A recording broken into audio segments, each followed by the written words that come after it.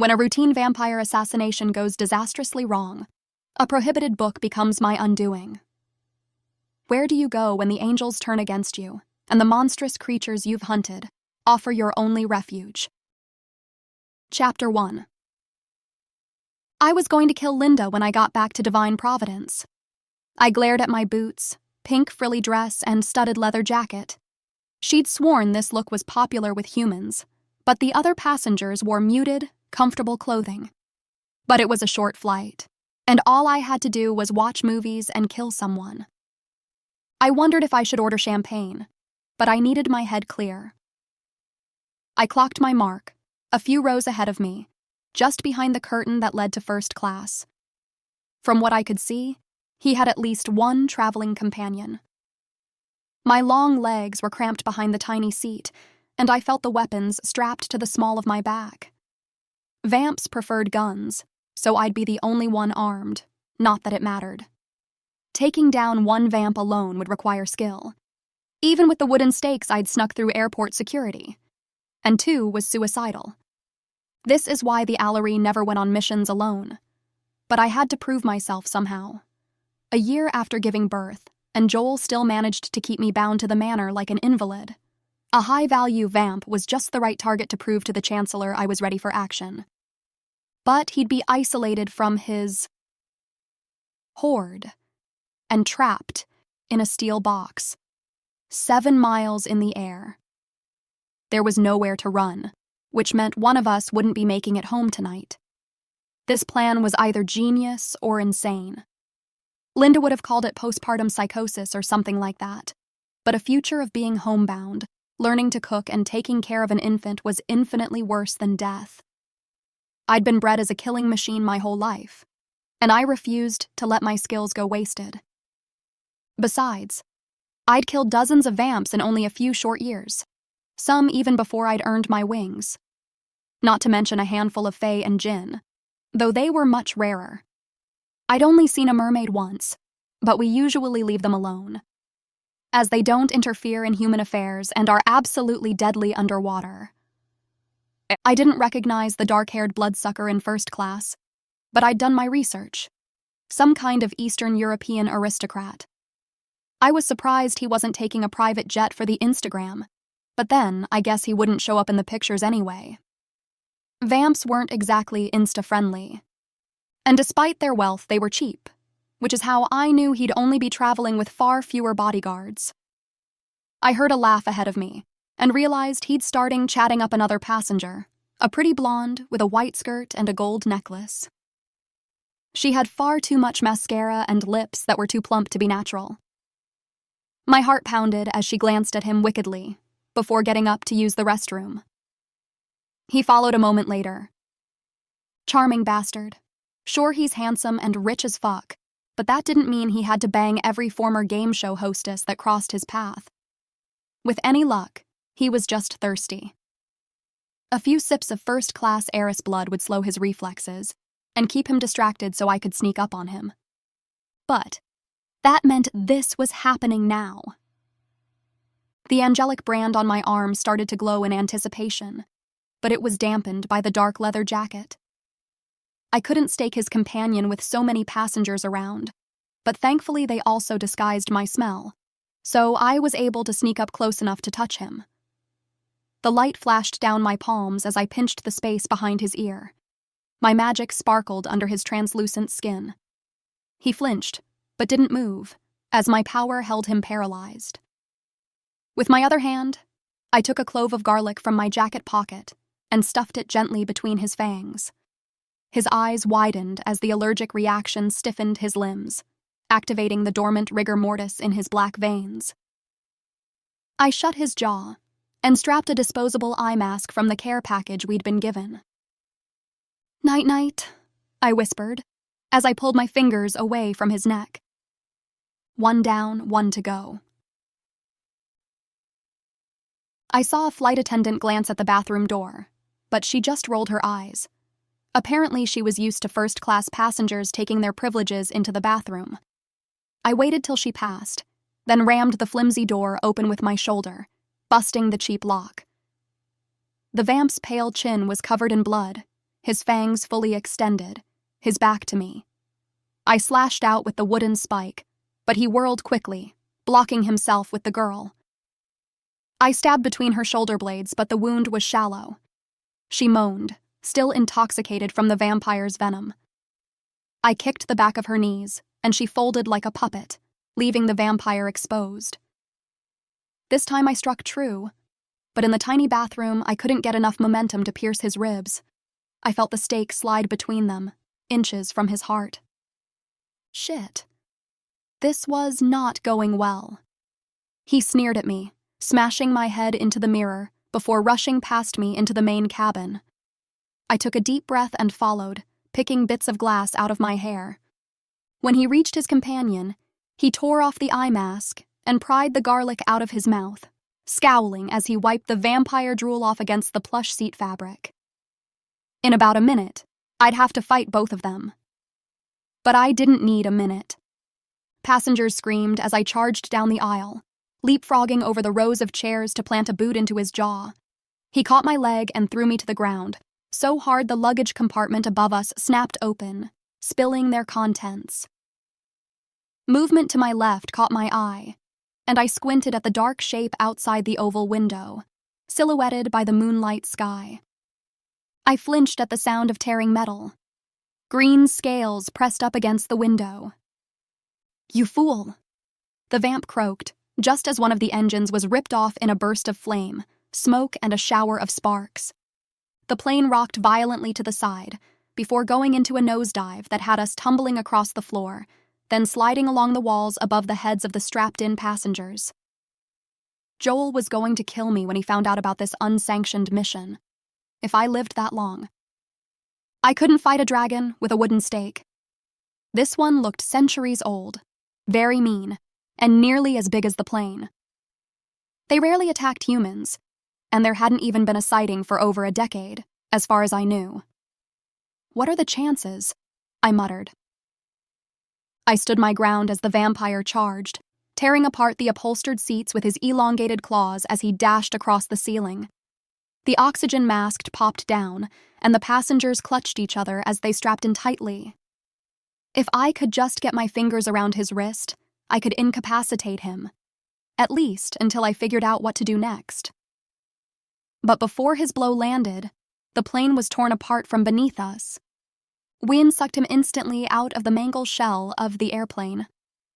I clutched hold of the nearest seat, wrapping my hands into the seatbelt straps, even though the vibrations of the shaking plane made my teeth chatter. Behind me, voices screamed as the now open main cabin of the plane tumbled downwards in a death spiral. A little girl looked up at me with wide eyes, and I heard her whisper, "Look, Mommy, an angel." "Sorry, kid," I said. "I'm not that kind of angel." Then I took off, driving through the scorched carnage of the plane and narrowly missing the flaming engine. I felt its warmth as I tumbled past. Then I flattened my body, riding the air forward like a missile. I found the dark silhouette of my mark a few hundred feet away. He probably wouldn't survive the fall, but I didn't want to take any chances. I grabbed his torso between my legs and stabbed him with the stake. He fought me off at first, but he wasn't used to the low oxygen. The thin air at this altitude made him weak. Finally, I felt his ribs snap, and the wooden stake plunged into his rotten heart, oozing dark sludge over my fingers. Then I kicked away from him, as he plummeted towards the earth. Wind buffeted against me as I tore off my leather jacket and rolled my bare shoulders back to unfurl my wings. I glanced back at the airplane, now a flaming inferno spinning towards the ground, but it was too late to save them. I watched as it hit the ground in an explosion, close to where my mark had fallen. That's one way to kill a vampire. Chapter 2. I took a breath, slowly flapping my wings to maintain altitude, wondering if I'd made the right choice. I could have saved that kid, but I'd chosen to take out the vamp instead. I couldn't save the whole plane, but that kid, her, I could have saved. Now she was just another soul on my conscience. The Allery were trained for this, warned that our main battle wasn't against darkness, but against publicity. We must always work in the shadows, separate from the humans, wholly committed to our task of maintaining balance. But it never got easier. I rarely had the chance to associate a human face with my mistakes, though there had been a handful of encounters I regretted. My head still buzzing from the fight, I didn't hear the slow pulse of the dragon's wings until I felt the warm steam of his breath just behind me. The burst of hot air spun me sideways, and when I glanced back, it was too late to avoid the wall of scales. Its talons bound me like a vice, snatching me in its massive claw like a hawk with a trout. I felt the angelic mark on my wrist glow with power as I extended my shield around me, narrowing it to just a razor's edge over my skin to keep me from getting crushed. Even so, the pressure was immense, enough to turn an SUV into a tin can. I clenched my jaw as the dragon flexed his knuckles. When the creature didn't eat me immediately, I realized it was tenderizing me. I cursed at the nearly full moon, which was pink and low on the horizon. I knew I should have consulted the astro charts before leaving. Dragons were periodical. Like locusts, they emerged every few decades from their underground burrows in search of mates. It was nearly summer solstice, on the year of a super strawberry moon that only occurred every 20 years. Breeding season. I'd been an infant during the last cycle, but that was no excuse. It had been a stupid and potentially fatal mistake. The thought of being fed to a nest of hatchlings made my blood freeze. Killing a vamp with an airplane? Badass. Becoming infant formula for a brood of baby dragons? Not cool. The runes on my arm scalded against my skin, drawing more energy than I ever had before. My wing was pinned at an awkward angle, and I gasped when I felt it snap. I shifted, trying to relieve the pressure, and the sharp edge of the dragon's talons stripped off a few dozen primary feathers from my carpal edge. I watched them fall with a sense of loss. I knew how long those suckers took to grow back. It meant Joel would have a new reason to keep me grounded, assuming I made it back at all. But I didn't have much time to think about it. My energy was draining quickly, and I felt close to passing out. If I lost consciousness, I'd be done for. The stakes were useless against a full-grown dragon, but I wasn't out of options. With a snap of my wrist, I threw one at the dragon's eye. At the same time, I flexed out with my shield, with all my remaining strength. The distraction was just enough to pry apart the talons, allowing me to slip out and plunge into free fall. A moment later, I was tumbling down towards the city. I flapped my wings, which leaned to the side. My broken wing felt like a razor slicing through my shoulder, and it was hard not to fold it in and fly in circles. But with my shield energy depleted, I wouldn't survive a fall from this height. I scanned the city skyline as the evening streetlights of the Boston harbor rushed towards me. The streets were still full of tourists, warming up and pre-gaming for a hard night of drinking. Fucking Fridays. I found a dark spot in the grid below and recognized the steep towers and turrets of a church, one of Boston's oldest. I knew it had a cemetery in the back. Perfect. With any luck, the trees would break my fall. Maybe there was even a pile of leaves waiting between the gravestones. I started breaking 100 feet up, using the warm, polluted air of the city to slow my descent. Despite my stripped and broken wing, I managed to reduce my speed considerably, nearly hovering over the cemetery for an instant. Barely enough to scan for threats. But then my strength gave out, and I let gravity take hold. I was still coming in too fast. It would hurt, but I'd live. I tucked my wings in, preparing for a hard landing as the ground raced up at me. But I never made it. Something dark hurtled into me from the side, knocking my breath away. The momentum carried both of us through the rose-shaped stained glass of the main ocular window. I rolled to a stop over the ancient stones of the Gothic church, surrounded by colored bits of glass from the shattered window, one wing bent awkwardly to the side. Despite the pain coursing through my body, I grabbed a long shard of glass and lifted it up, feeling its edge bite into my palm. My other wing curled around me, forming a protective shield covering my torso. I peered over it, looking for a target to plunge the glass shard into, but my head was spinning, and all the shadows seemed to have eyes. I could tell from the sickening sweet smell that they were bloodsuckers. I didn't have my armor or weapons. My wing was broken, and my shield energy was exhausted from the dragon's pressure. Even so, I grabbed one of the ornate silver candlesticks from the altar and swung it like a flaming trident. If only had some marshmallows, I could make a vampire s'more. Each of the damned races had a mortal weakness. They were simple that way. For vampires, it was an irrational fear of fire. While most wounds would heal quickly, fire consumed their brittle skin, and their dark toxic blood was combustible like coal or gasoline. The only problem was, they tended to dress in flame-retardant clothing, and you'd need to pierce their skin before a flame could take hold. Even still, it was better than nothing. I took a few shaky breaths and the eyes multiplied as my vision cleared. Just my luck. I'd somehow crashed a gathering of some kind. "You are feisty," a languorous voice with a hint of an accent said. A beautiful woman stepped forward and lifted the hood of her tailored robe. The delicate golden embroidery sparkled in the candlelight. "Look, I don't have a problem with you at all. I didn't realize you'd booked this space for your little D&D club or whatever. So, I'll just be leaving." "Nonsense, Aurora, we're here for you." A chill ran down my spine as my name fell from her lips. Whatever this was, it wasn't just some random attack. Friends of that posh asshole, I suppose? Henrich, I never liked him anyway. So what is this? A conversation, after that you're free to leave. About what? I asked. The truth, she said, a slight smirk distorting her pale face. 3 hours later, I was pulling up in a taxi to an abandoned warehouse outside the city. "You sure this is where you want to go, lady? There's nothing out here."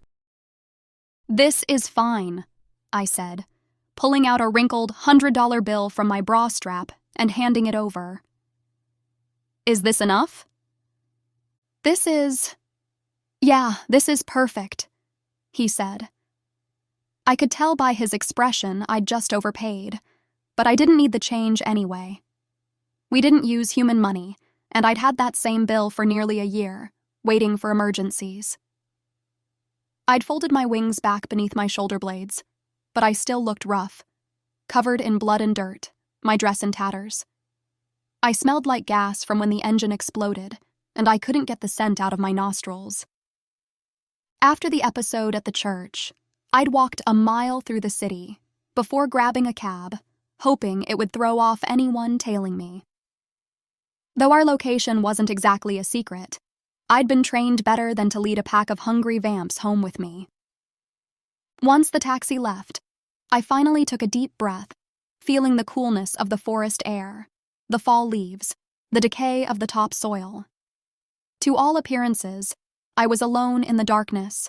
The warehouse structure before me had been abandoned years ago, with roots and branches pushing through the crumbling walls and broken windows. But I knew it was all an illusion. The rusty chains and barbed wire fence kept away any curious eyes. I stepped forward through the enchantment until the towers of divine providence filled the sky.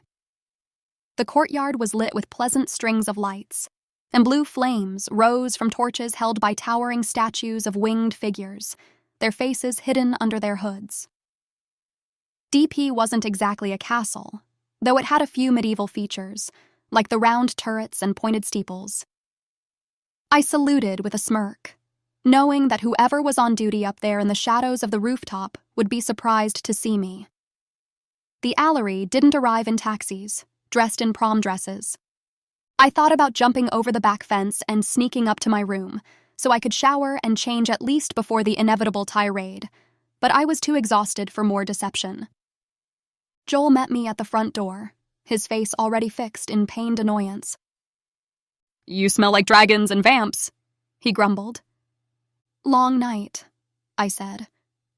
Joel grabbed my arm and spun me into a classroom near the front door. "Please tell me it wasn't you." "Fine, it wasn't me," I shrugged. "For Scepter's sake, Aurora, a plane crash? Not exactly subtle."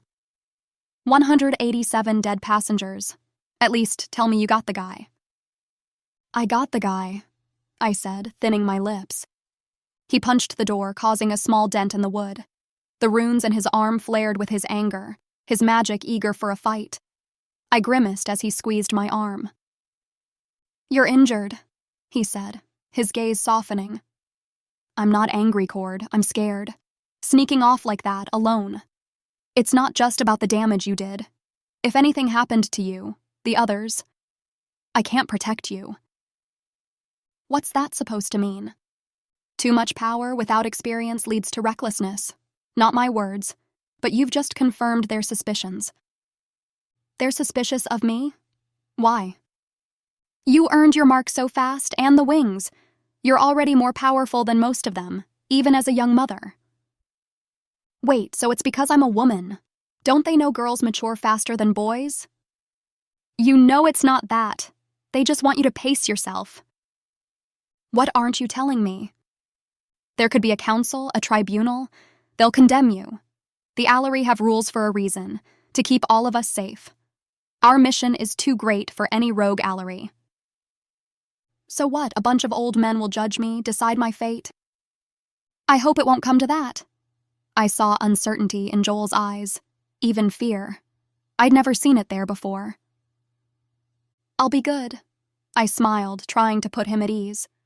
My wing is busted and stripped. I won't be flying anytime soon. Just lay low for a while. Promise me you'll take it easy, at least until your wings heal. I promise, I said, kissing him on the cheek. Oh, and Aurora, spend some time with your daughter. Chapter 3. I took a shower and reported to the health center, where trained Allery fussed over my injuries, the green gemstones of the blessed archangel glowing as my wounds healed. They were too extensive for just one session, but it took away the bite of pain at least. I promised I'd come back for daily treatments. Joel came to check on me later. I waited for him to leave, turning out the lights as he shut the door. I listened to his footsteps retreat down the hall. Then I got up and put on my boots. A secret chamber, a hidden vault, a forbidden book. These were the only things the scary vampire lady had told me. But they were enough. I felt like a shard of myself had broken off, a sharp piece of glass, slicing me up slowly from the inside. Just the hint that the truth I'd been raised to believe, the noble purpose of the Allery, was built around a secret. I'd never be able to sleep again without finding answers. Plus, I'd only agreed to take it easy and stay within the walls of divine providence. I wasn't exactly breaking my promise by exploring the grounds, and I probably wouldn't find anything anyway. I crept through the labyrinthine basement of the invisible mansion, brushing aside cobwebs. The tunnels extended further than I'd thought, though I remembered exploring them as a child, playing hide-and-seek with the other fledglings. At night, the shadows and depth seemed deceptive and ominous. A dark patch I was sure was a wall would give way to my fingertips, becoming a new passage, black as death. I was navigating blind, but didn't risk more than a single candle flame. These forgotten tunnels weren't exactly off-limits, but I didn't want to take any chances.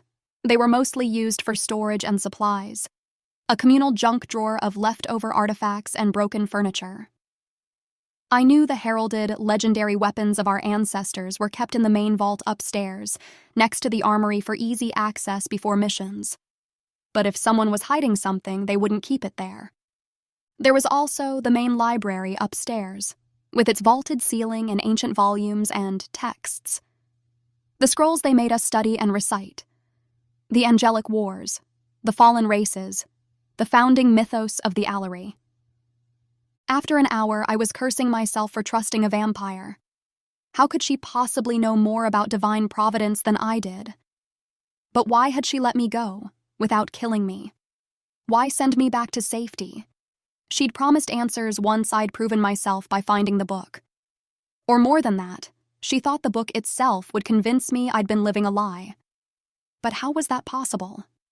The Allery were chosen by angels, blessed with supernatural gifts to combat the dark powers of the fallen races. This was objectively true.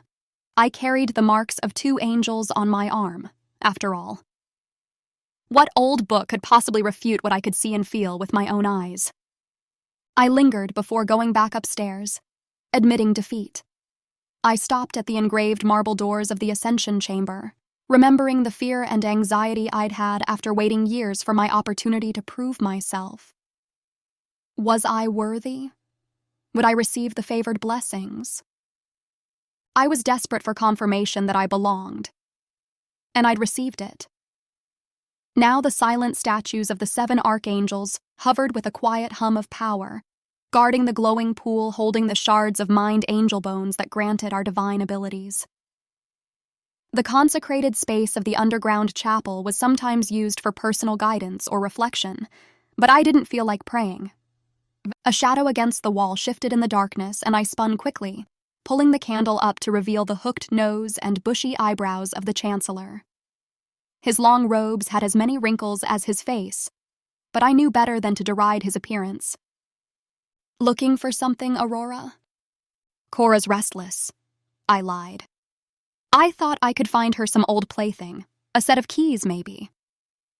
You won't find children's toys in the cellar, he sniffed. Apparently not, I said, glancing again towards the chamber. I guess I'm just feeling a bit nostalgic. I used to play down here when I was younger. Waking the dead, destroying relics. Oh, I remember. But you are Allery now. Chosen. Your childhood adventures have been washed away. You have more important concerns now, unless you're doubting your mission. Never, I growled a little too forcefully. Weakness of faith was such a common childhood taunt. Fledglings were constantly daring each other to prove their conviction with stunts of courage and stupidity. He was testing me, and I'd risen to the bait, just like a teenager. My certainty withered under his gaze, until I was sure he could feel the shard of glass shifting within me. The seed of doubt planted by Carmilla, as she'd called herself, felt like an exposed weakness. You know, the Chancellor drawled slowly. It's my job to weed out the insincere, the unfaithful. I've had my doubts about you since your ascension ceremony. The effects of your choosing were unorthodox. Every choosing is different, I quipped, reciting back what we'd been forced to learn. I knew that not all Allery were blessed, not right away at least. It took years to earn wings, and even longer, for some, to show enough conviction and dedication to be marked by one of the angelic runes. Is this proof enough that the Angles want me here, that I belong? I said, rolling up my sleeves. 2 angle marks were rare. I knew it didn't necessarily make me stronger or better than the Chancellor. I'd heard stories of his kill count, taking out whole infestations of dark races, his power absolute and fierce. But I also knew it was a point of chagrin for him, and that he might be jealous or envious. I had 2, and he only had 1. It was childish, but I didn't care. The marks are a symbol of potential, not the wisdom of experience, nor the deeds of accomplishment. Let's hope, in the future, you will earn the right to wear them. It almost sounds like you're implying the angels could have made a mistake in choosing me, I smirked. The Chancellor glanced back towards the doors of the ceremonial chapel, as if fearful the stone statues could hear him, and I thought I saw a flicker of anxiety in his stoic features. I'd meant it as a jest.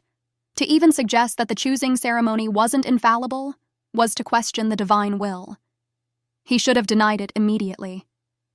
Instead, he paused, and in the darkness, the spark of doubt in my chest blossomed into a glowing fire. Get some sleep, Allery, he said before blowing out my candle. The manor was quiet as I crept back up to my bedroom, racked with uncertainty. I knew I was putting my future at risk. If any of the other Allery found out I'd met in secret and talked with a vampire, instead of ripping her head off, I'd never live it down. But something about the Chancellor's demeanor wouldn't let me rest. He knew something. I was sure of it. Something was rotten at Divine Providence, and there was one place I hadn't checked. I waited until nearly dawn before venturing out again. The Chancellor's office was unlocked when I slipped inside. I carefully rummaged through the drawers in his desk before scanning the bookshelf. First editions and rare tomes, each a jewel in his private collection. But there was nothing untoward. I reached behind each of the books and along the top shelf for hidden volumes, but came up empty. Then I closed my eyes, reaching out with my power. I knew the Chancellor's gift allowed him to bend light and change perceived reality, so I couldn't trust my eyes. Instead, I reached out with my senses. It was subtle, but I felt a void under the floorboards that resisted my awareness, like it was trying not to be seen. I rolled back the carpet to find a hidden panel, sealed with wax and marked with angelic runes. Shit, it was some kind of security marking. He'd know if I tampered with it and opened the drawer. But if he was hiding something, he may not be willing to risk punishing me, revealing whatever he was keeping hidden from the others. And I was Allery after all. What's the worst he could do to me? I gritted my teeth, straining against the bronze clasp until it twisted, snapping the wax seal and sliding away the panel. Inside was a small stack of gold coins, a cursed dagger, an antique pistol, and assorted valuables. Contraband taken from raids, I supposed, that found their way to the Chancellor's private collection. But nothing damning. I focused my eyes again, looking over the objects. One of them wavered, like a mirage in the desert. What I'd mistaken for a box of cigars was in fact an ornate volume. I skimmed through, my eyes widening at the passages. Lies, all of them. They had to be. But this was surely what I'd been sent to find. I tucked the book into my jacket and closed the hidden panel, hiding it under the carpet and pulling the chair back in place. Then I went back to my room. They'd put me in the nursery, which had been my own room for the past year. For once, I was glad Joel was sleeping in the bunks, on call with the other Allery in the tower. I kissed Cora on the forehead, rocking her cradle gently. I'll be back in a few hours, Precious, I promise. Then I grabbed my best set of knives and headed outside, tucking the book into a satchel strapped to my waist. This time, I dressed casually, in leather pants and a long hooded raincoat. I fastened the clasps of my lightweight fishbone corset, knowing the half-inch of protection could save my life. On missions, we'd wear another layer of plated metal under our battle robes that made us nearly indestructible, though I rarely needed it with my shield abilities, which meant I was faster than my peers. I didn't want to be seen, so cut through the gardens towards the back gate. It was taller than I remembered it. Once Allari got wings, they usually left the compound from the highest tower, jumping off the roof and flaring their wings just before hitting the ground, then coasting down the hill over the forest. It had always seemed a bit showy to me, though like the others, I loved the exhilarating rush it provided before going on a raid. I was just about to scale the rocks, when I smelled smoke, and movement in the corner of my eye made me spin to the side. Joel's brother Mordecai was leaning against the wall not far away, smoking a cigarette, in black, torn jeans and a tight t-shirt, his dark hair falling around his vivid blue eyes. He wasn't as muscular as Joel or as handsome, but had a lean toughness like a piece of dried meat. "Morning, Roar," he said. "Kai?" I nodded, feeling foolish. "Going out for a run?" He smirked, nodding at my long coat and the bulge of the weapons strapped to my waist. "Coffee run," I said. Joel showed me a place in Dorchester. For some reason, I've got a hankering. Something about the way the humans roast the beans. "A true Allery has no need of stimulants," Kai said, pitching his voice low. I knew he was just mocking one of our professors, with a bad impression. "Noted," I said, letting my eyes linger on his glowing cigarette. I guess we all have our little vices. I prefer to think of this as an affectation. Besides, now that we've passed our choosing ceremonies, the demand for absolute purity is a little less compelling, don't you think? After all, our fates have been decided and permanently sealed, You and Joel, the heroic couple, the divinely blessed. The rest of us unworthy. I didn't have time for Kai's pity party right now, but I also couldn't afford to piss him off and have him report me. The choosing isn't a moral judgment. It just reveals our affinity. Faith in the process, trust in the plan. I knew these platitudes wouldn't appease him. If the angels hadn't found me worthy, or marked me for a non-essential skill or power, I'd be just as lost and sullen as he was. Good thing you brought a coat. He flashed a pained smile. Looks like rain. Hey, Kai. I want to surprise Joel, so if he asks, just tell him I'm shopping for Cora. She needs a new onesie. She's outgrowing her clothes. Just between you and me, I thought I'd swing by the stadium and try to find something like a Red Sox logo. I've never understood my brother's obsession with human sports. Not that I believe your alibi for 1 second, but if he asks, that's the one I'll give him. You'd better, I said. Or I'll tell Felicity you've been creeping outside her windows again. I haven't done that in years. He smiled with a slow wink. But he turned his back, ignoring me as I climbed the stones and pulled a leg up over the wall. He'd keep my secret just to spite Joel, unless he found a more profitable way to exploit his advantage. Chapter 4. The harbor was thick with fog, so dense I could see the streetlights lighting the pedestrian path along the water. Sailboats rocked gently in the salty air. My footsteps disturbed a pack of seagulls, fighting over a forgotten slice of pizza against the rocks. A handful of early risers were out jogging before work. There was a chill against my neck, but my coat and adrenaline kept me warm as I waited in the floating gazebo at the end of the pier that Carmilla had marked as our meeting point. There was something dangerously unkempt about Boston. The first settlers had been the rejects of Europe, which ironically included both the Puritan zealots and the supernatural aberrations, both hunted by the consolidation of power that ruthlessly sought out and punished deviancy. I enjoyed the eclectic, almost exotic flavor of the human world, even though it meant I'd never be able to enjoy it without also being sensitive to hidden dangers. It was peaceful, however, to be in this much open space. The large trees of the park behind me half-shrouding the tall, squarish buildings that loomed above them through the fog. Something disturbed the waters, and I flinched, wondering what eldritch horror lurked below.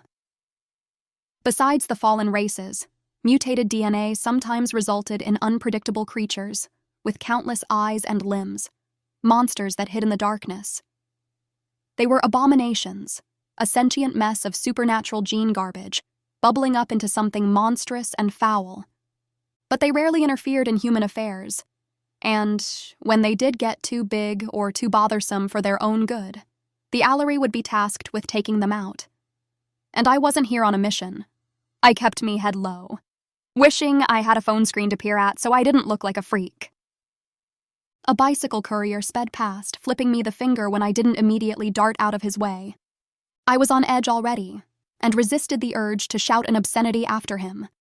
Instead, I bunkered down on the bench, waiting for my clandestine meeting to begin. I should be home in bed, with my daughter and husband. Part of me didn't know why I was even here, except that I had questions I knew I wouldn't get the answers at Divine Providence. "Excuse me, ma'am? Everything okay here?" A young-looking cop in a blue uniform approached slowly. I saw his partner watching a few meters away, holding his horse and eating a cream pie for breakfast. "Why wouldn't it be?" I asked, clenching my jaw. "It's just, thing is, we had a report of a robbery and you fit the description. I'm afraid I'm going to need you to open your coat." "That's not happening," I said, standing up to face him. "It wasn't a request," he said. I frowned, looking past him again at his partner, who tossed his cream pie into a nearby bin, apparently taking my stance as an act of hostility. I cursed under my breath. I didn't know how to be non-threatening. "Well, in that case," I sighed, slowly unbuttoning my coat. His eyes widened as he saw the flash of metal. He reached for his gun, but I was too fast. Before he got it out of his holster, I'd pressed my fingers against his neck and lowered him gently to the ground as his eyes rolled back in his head. His partner spit out his coffee, dropping his paper cup and pulling out his pistol.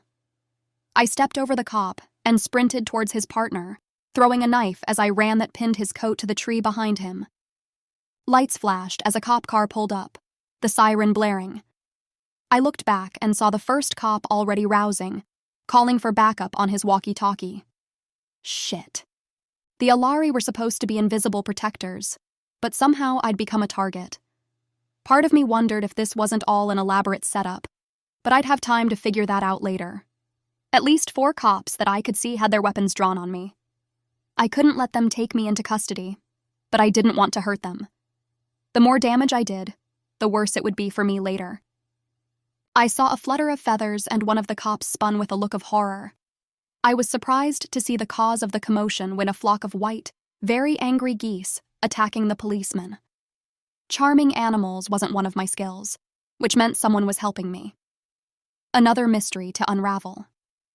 This was turning into quite the day. Right now, I just needed a way out. I barreled past the second cop, clearing a park bench and jumping on the back of one of the horses. I kicked it into a trot, heading through the park where the cars couldn't follow. I hadn't gotten far before I heard the rumble of motorbikes, closing in behind me. Bullets exploded against trees as they pursued. I risked a glance back to see 2 motorcycles, driven by bearded, burly men in dark clothes and red flannel, carrying Uzis. Nipping at their heels were at least 6 full-grown werewolves, their muscular bodies pounding through the grass. The horse whinnied and bucked, but I wrestled with the reins, tearing through the low branches towards a rusted playground and clearing a colorful seesaw. One of the bikers skidded to a stop before smashing through it. The other bike came alongside me. I swept out with my wing, clotheslining him off his bike with enough force to send him flying into a metal slide, hard enough to dent the metal. That stopped the hail of bullets, at least. But I still had the feral canines to deal with. I ducked as one of the wolves sprang towards me, snapping with its fangs and claws. I caught it by the neck and slit it open with my blade, sending a shower of blood over the mare. Another biker came out of nowhere, hot on my tail. The horse was already flagging. Time to switch for a set of wheels. I flailed my wings just enough to be lifted off the horse, putting me in the perfect position to wrap my arms around my pursuer. I grabbed him by the hair, slicing his neck with one hand and grabbing the handbars with the other. Somehow I managed to wrestle him off the machine without us both spilling off the bike. I swerved towards a pedestrian path to give the bike more leverage and sped out of the park into oncoming traffic. The other wolves shifted forms fluidly, rolling into a standing sprint, their hairy limbs leaping across the parked cars and setting off alarms. Seriously? I muttered under my breath. Why was I being chased by a pack of werewolves? An isolated, wounded Alari would be a tempting target. But how did they even know I was here? It was like they were waiting for me, which meant someone tipped them off. I suspected Carmilla, but vamps and wolves hated each other nearly as much as the Alari. I cut the wrong way through traffic, but only made it a few blocks before spotting a police barricade up ahead. I reared my bike like Paul Goddamn Revere, flaring my good wing just in time to block a storm of bullets with my steel-reinforced feathers. I swerved to a stop, searching anxiously for a way out, but I was boxed in tight. Suddenly I was blinded as 3 armored Alari split open the sky and plunged to a stop in front of me, their expansive wings blocking the entire road. Time seemed to slow as the Angelborn drew their weapons. For a split second, my blood turned to ice, thinking they were here for me. But thankfully, they focused immediately on the half-shifted wolves behind me. Maybe they didn't recognize me in my civilian clothes, or at least didn't deem me a present threat. The Alari were ruthlessly efficient. One of them raised dual swords, channeling the power of his runes until both blades were lit with fire, and the metal so hot it could melt steel. One of the wolves launched a VW Beetle in his direction, and he sliced through the compact car as quickly as butter, before making quick work of another wolf. Part of me yearned to join them in the fight, but I couldn't let them find me with the stolen book. I could just hear Joel blaming me for this too, and at this rate I'd never get rotated back in service. The book. Is that what the wolves were after? Whatever secret the Chancellor was hiding, it wasn't worth all this. I'd only been gone a few hours. Maybe I could still undo the damage. I just needed to make it back to Divine Providence before the Chancellor noticed it was missing. I recognized a building nearby and revved the engine, spinning the wheels until the road smelled like burnt rubber. I took a deep breath before launching myself forward. This wasn't a smart plan, but I was desperate. And removing myself from a fight between Allery, werewolves, and trigger-happy cops seemed like the right move. I rode the motorbike directly up the marble stairs into the National Science Museum, but was moving too quickly to brake on the freshly mopped, polished tiles. I realized too late the newest exhibition featured a life-sized T-Rex skeleton set up in the lobby, which exploded around me. I brushed myself off, leaving the bike in the pile of bones, wheels still spinning. The museum had just opened and a line of schoolchildren clutched their brochures, their wide eyes following me as I grabbed the clerk from behind the ticket booth and dragged him over the counter.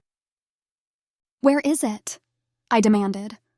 The scraggly beard on his chin quivered as he thought about refusing. Before he could, I slammed his head into the floor and shook my head slowly. "It's not for you," he rasped, his eyes going black. "I'll take my chances." He nodded towards the hallway.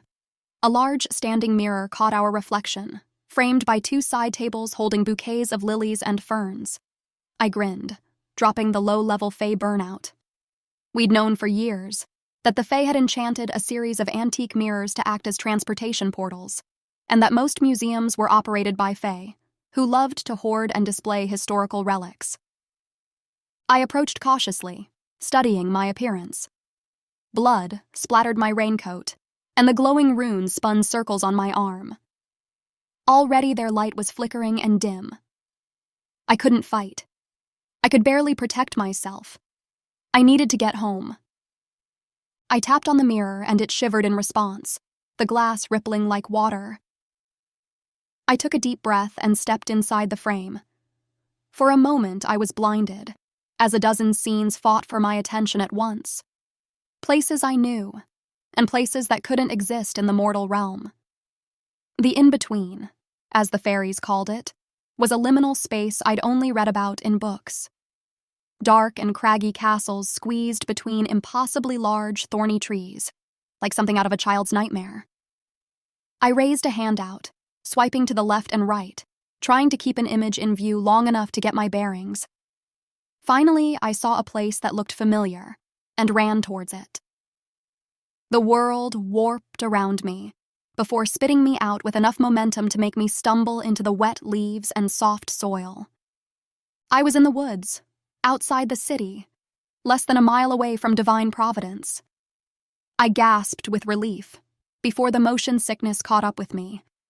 I vomited, purging my stomach on my hands and knees. Damn the Fae to hell. I glared at the circle of mushrooms that seemed to have sprouted up with my arrival. Already they were drying out and going limp. In a few moments, the gateway to this portal would be nearly invisible. I stumbled to my feet, cutting through the forest, my senses sharpened, my heart beating. I was nearly at the abandoned warehouse when I heard footsteps behind me. I ducked behind a tree for cover, and the footsteps stopped. "Who's there?" I shouted, my hand on my blade. "It's me, Roar." "Joel, thank God," I said, stepping out into the open. His face was wary and distrustful. "Don't look at me like that," I said. "They'll have to wipe half the city, with the stunt you pulled today." "It wasn't my fault," I said. "Someone called the cops on me, if you can believe it, and I don't know where those wolves came from.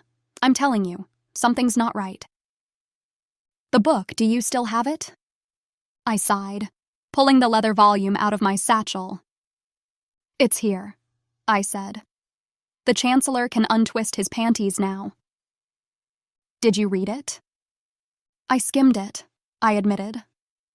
That's unfortunate. Whatever it is, the Chancellor won't let this go. What's he going to do, mind wipe me? He wouldn't dare. There are secrets worth killing for, and those worth dying for. It's not up to us to decide which are which. That responsibility lies with the Order, and with the Chancellor. Our role, as Allery, is to have faith and obey. And that doesn't sound a tad fascist to you? We have to protect our mission at all costs. The rest of the world can never know of the fallen races, the supernatural war between light and darkness. They're not ready. I understand, I said, nodding my head. I was too tired to waste more time bickering, and if Joel wanted me to fall in line, for once I'd take his lead. I'd bear whatever consequences the Order dreamed up for me. And focus on raising my daughter. I'd had enough subterfuge and conspiracy in the last 24 hours to last a lifetime.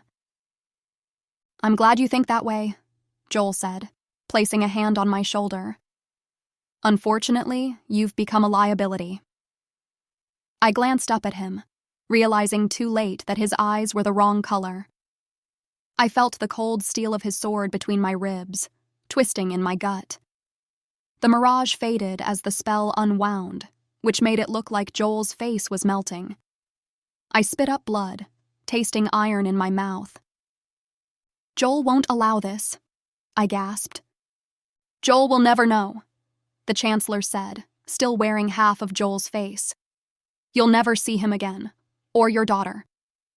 I clutched the leather book to my chest, but he pried it out of my hands. Then everything went dark. Keep reading. If you liked this short prequel, make sure you grab the first book in this urban fantasy series, WingFail, featuring ruthless angel hunters, a supernatural academy full of secrets, and a pinch of romance. Get details or sign up for a chance to get a free ARC copy at urbanepics.com. You can also find the full audiobook available for free on this YouTube channel.